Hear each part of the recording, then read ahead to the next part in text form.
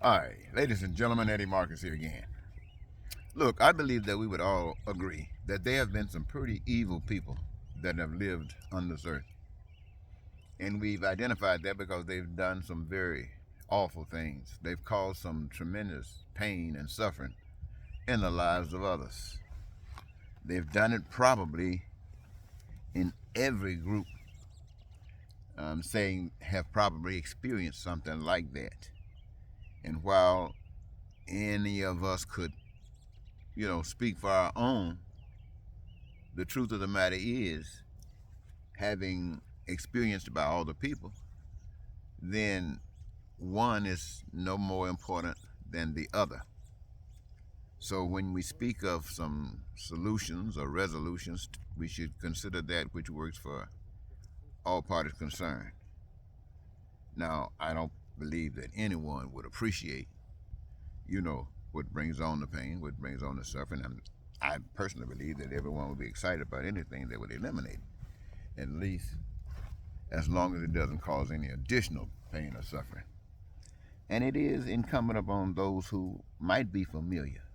And I say might be familiar because not all people are familiar with what is essential and necessary to maintain peace and prosperity and freedom, the justice and stuff like that. Not everybody's familiar with that because these things, just like lying and cheating and stealing, must be taught.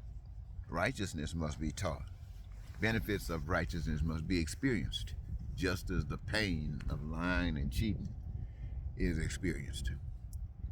But these people who are so evil in the world, their mission is to run the show. It's all, to me, it's like God, an invisible God, the one who's responsible for existence, takes a place where none can just identify it outside of the work, outside of what has been done that no one else could do. And give honor, give loyalty and respect for that. And that includes individuals, one unto the other. Treat each other as we ourselves would want to be treated. Now, that being one observation, on the other hand, if somebody else doesn't believe in an invisible God and they think that you have lost your mind to the degree that you do believe in some stuff like that, then they figure they can sell you a bridge.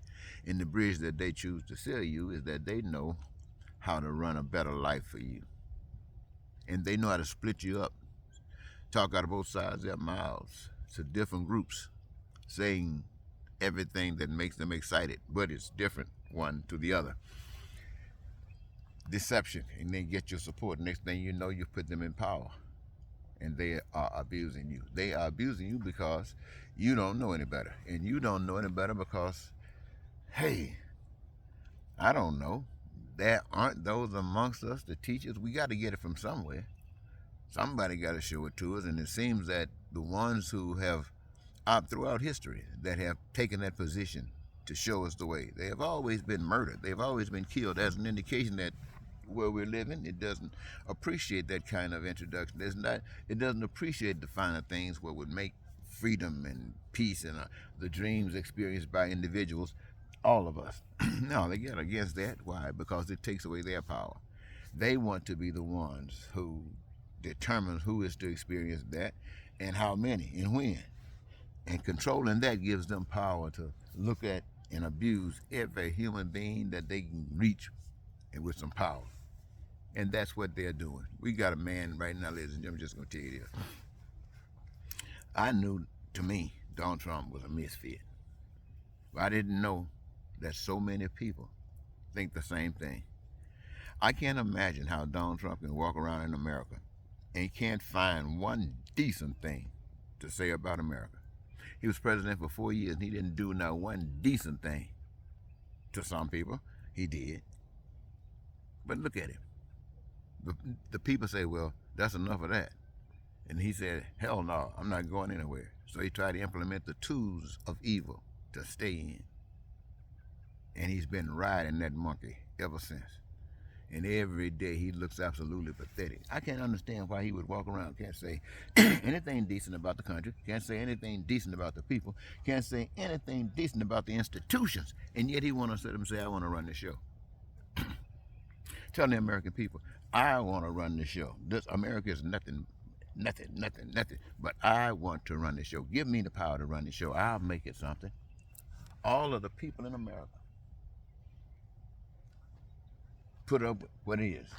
But he says America is nothing. And the only way he can be something is if you put him in power. Give him the power to kill people. Give him the power to take people out. Give him the power to make sure that everybody that has power know it comes from him. He's the one that's extending it to, and you better give him loyalty. He's asking you to make him God. And you got people in this nation saying, I want to be vice president. Can I be on your cabinet? Well, I'm saying that as if I'm making fun of it, but it's sad that we have all our lives. I mean, I've been here probably as long as most of us. I've been here for a long time. And I'm telling you, we have blown it. And I'm always hearing people say, our kids, how tough it's going to be.